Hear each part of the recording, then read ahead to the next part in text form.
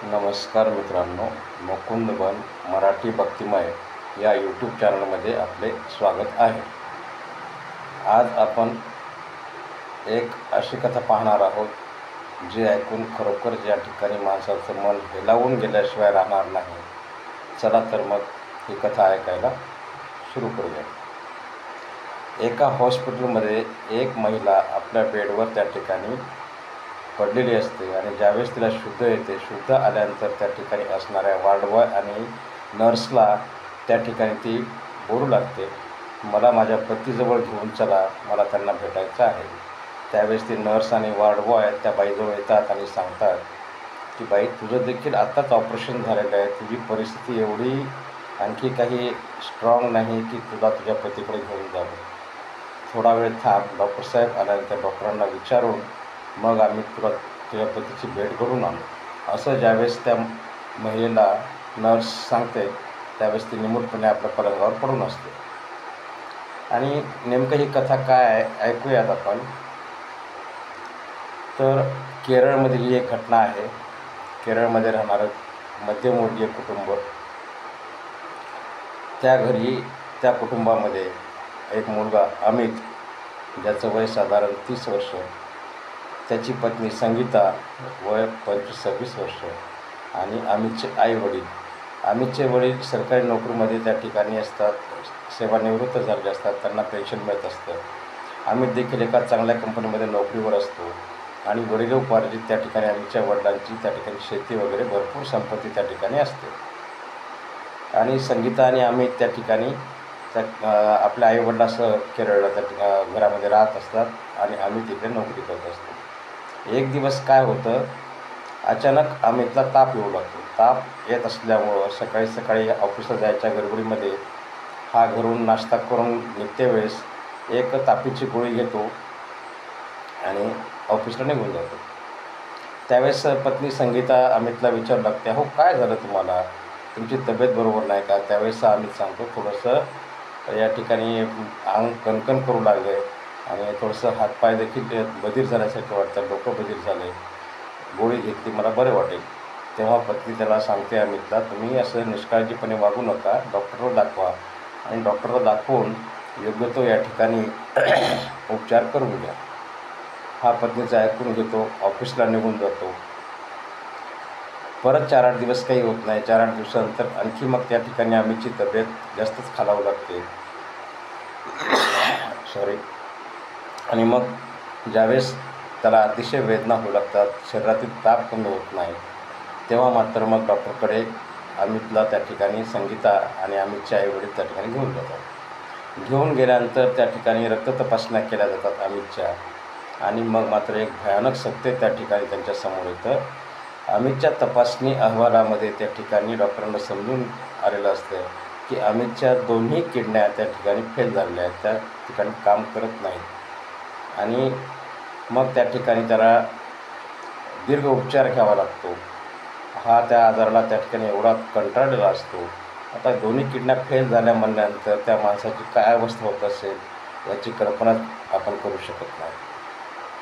त्याला दर 4-8 दिवसानंतर डायलिसिस करावं लागतं. किडन्या गेल्यानंतर माणसाचं शरीरातील रक्त फिल्टर करण्याचं काम ही किडनी करत असते आणि याच्या किडन्या गेलेल्या आहेत म्हणून त्या ठिकाणी याला 8 दिवसाला 15 दिवसाला त्या ठिकाणी हॉस्पिटलमध्ये नेऊन डायलिसिस करून घ्यावं लागतं. आता डायलिसिसच्या वेदना एवढ्या भयानक असतात की 3-4 तास हा पेशंट त्या ठिकाणी बेशुद्ध अवस्थेमध्येच असतो आणि त्याच्या शरीरातील अशुद्ध रक्त त्या ठिकाणी पूर्ण फिल्टर करून त्या ठिकाणी त्याच्यावर उपचार सुरू असतात. असं करता करता देखील 1-2 महिन्याचा कालावधी निघून जातो.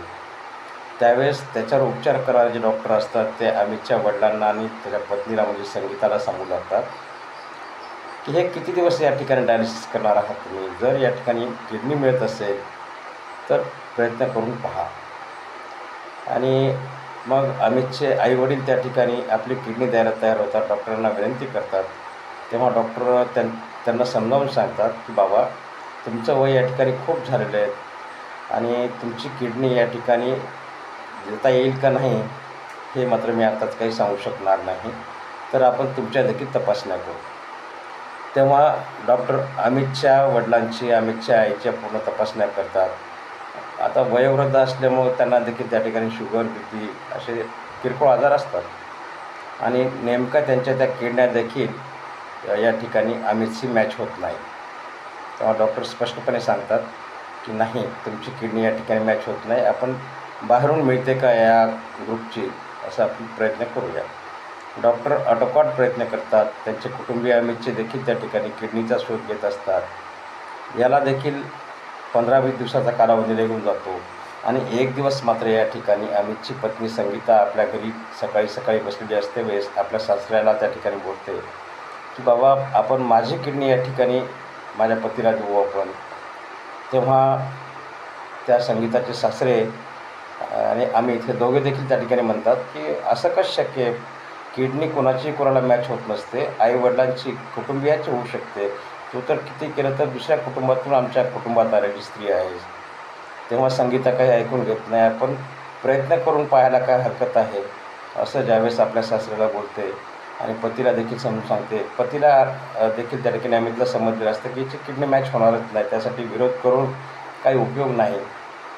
आणि मग एक दिवस सकाळी सकाळी अमित आणि संगीता दोघंजण त्या ठिकाणी त्या दवाखान्यामध्ये, हॉस्पिटलमध्ये जातात. डॉक्टरांना तसं सांगितल्यानंतर डॉक्टर तपासण्या करायला घेतात. संगीताच्या ज्यावेळेस किडनीच्या तपासण्या करतात आणि काय आश्चर्य होते पहा, तिची किडनी त्या ठिकाणी अमितशी मॅच होते. मॅच झाल्यानंतर ती आनंदाने किडनी द्यायला तयार होते संगीता, कारण ती आपल्या पतीवर एवढं प्रेम करत असते, त्याशिवाय ती राहूच शकत नव्हती. असं अतोनात प्रेम आपल्या पतीवर करणारी संगीता. डॉक्टर ज्यावेळेस पूर्ण तपासण्या झाल्यानंतर संगीताला आणि त्या अमितच्या आईवडिलाला आणि अमितला देखील सांगतात की तुमच्या सुनेची या ठिकाणी किडनी मॅच झालेली आहे, ऑपरेशन करायचं आहे का, आणि करायचं असल्यास त्या ठिकाणी आपण लवकरात लवकर हा निर्णय घ्या. तेव्हा अमितचे आईवडील तर तयार होतात, परंतु अमित मात्र त्या ठिकाणी नकार दाखवतो, कारण तो देखील आपल्या पत्नीवर तेवढंच प्रेम करत असतो. त्याला देखील समजतं आपण जर या ठिकाणी आपल्या बायकोची किडनी घेतली तर ती एक प्रकारे या ठिकाणी अपंगच होईल, एका किडनीवर तेवढी ती मजबूत राहणार नाही. परंतु नाईलाजानं संगीता पुढं त्या ठिकाणी कुणाचंही काही चालत नाही. संगीता डॉक्टरांना प्रार्थना करते आणि आपली किडनी देण्यास त्या ठिकाणी डॉक्टरांना तयार करते आणि डॉक्टरांना सांगते की तुम्ही लवकरात लवकर ऑपरेशनचा निर्णय घ्या. असं करता करता एक दिवस ऑपरेशनचा दिवस देखील उजाडला. त्या दिवशी दोघांचं ऑपरेशन झालं आणि संगीताची किडनी या ठिकाणी अमितला व्यवस्थित सूट झाली. अमित हळूहळू बरा होऊ लागला. इकडं संगीता, आता पहिल्या वेळेस आपण ऐकलं की ज्यावेळेस शुद्धीवर संगीता येते आणि नर्सला प्रार्थना करते मला माझ्या पतीला भेटू द्या, त्या पुढची कहाणी ही अशी होती.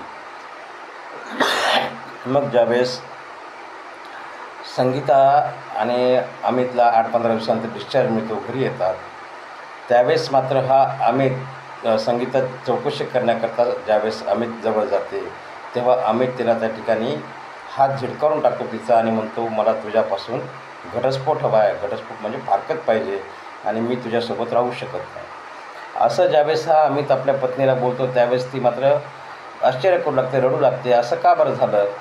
अमितचे आईवडील देखील त्या ठिकाणी विचारात पडतात की आपला मुलगा असं का वागत आहे, परंतु अमित कोणाचंही ऐकायला तयार नसतो. बरेच नातेवाईक त्या ठिकाणी समजावून सांगण्याचा प्रयत्न करतात, परंतु हा अमित मात्र कोणाचंही त्या ठिकाणी ऐकत नसतो. असं करता करता परत त्याला 8-15 दिवस निघून गेले. हा अमित ज्या ठिकाणी नोकरी करत होता त्याचा मित्रपरिवार देखील खूप मोठा होता. त्यापैकीच एका आपल्या वकील मित्राला हा त्या ठिकाणी आपल्या मनातील इच्छा बोलून दाखवतो आणि मला माझ्या पत्नीपासून घटस्फोट हवा आहे, तरी तू माझे घटस्फोटाचे पूर्ण कागदपत्र तयार करून घेऊन ये. त्यावेळेस अमितचा मित्र तो वकील कागदपत्र घेऊन येतो. आम्ही त्यावर सह्या करतो आणि संगीताला देखील त्या ठिकाणी सह्या करायला सांगतात.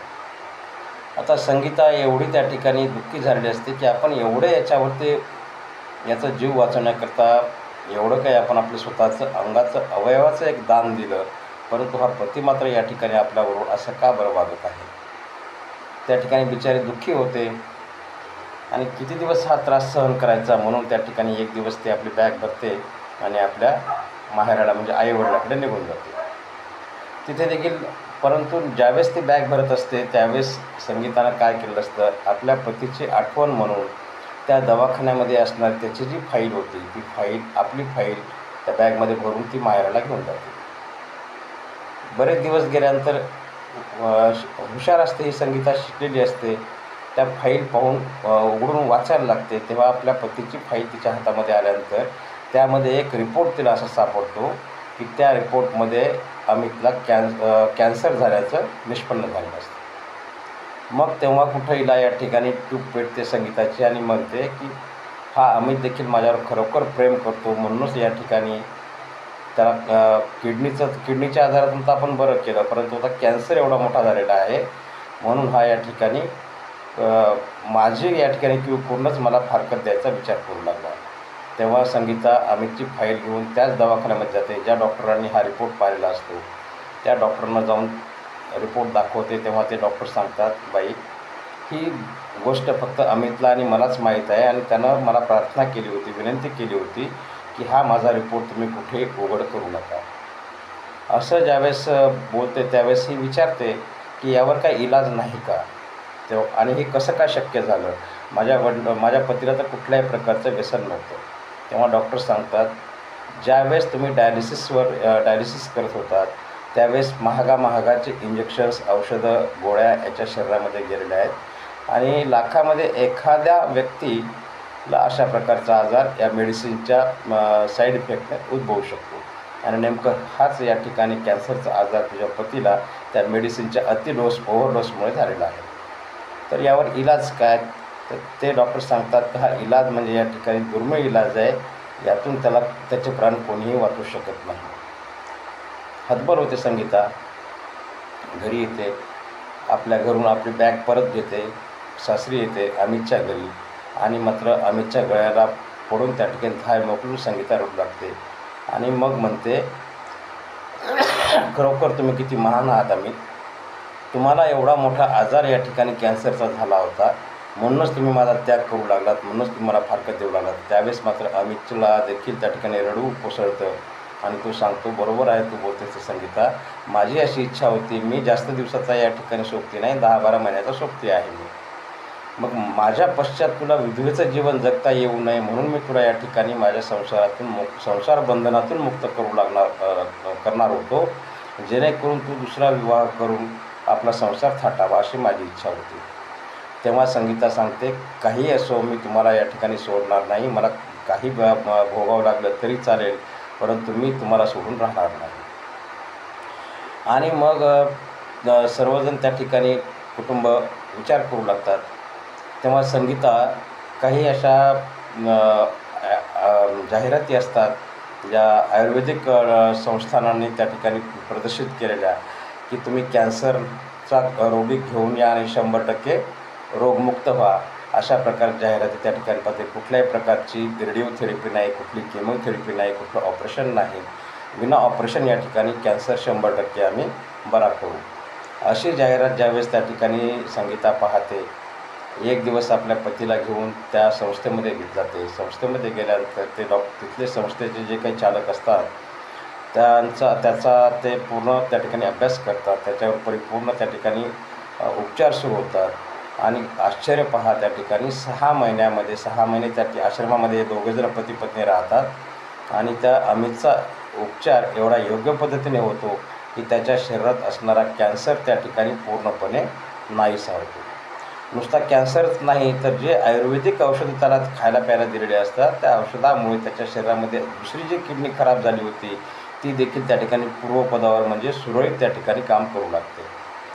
आणि मग ते त्या संस्थेचे जे चालक असतात ते अमितजवळ येतात आणि संगीताला सांगतात, आता तुम्ही कुठल्याही हॉस्पिटलमध्ये जाऊन तुमच्या तपासण्या करून पहा, तुझा पती या ठिकाणी 100% कॅन्सरमुक्त झालेला आहे. आनंद होतो संगीताला आणि अमितला देखील.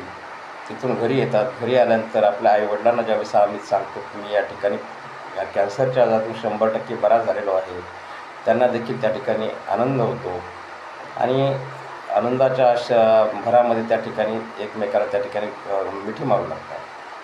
असं करता करता बरेच दिवस निघून गेले. कालांतरानं अमितचे वडील त्या ठिकाणी वयोवृद्ध होते, त्यांचा देखील मृत्यू झाला आणि मग अमित, त्याची आई आणि संगीता त्याच गावामध्ये राहून त्या ठिकाणी आपली शेतीवाडी पाहत असतात.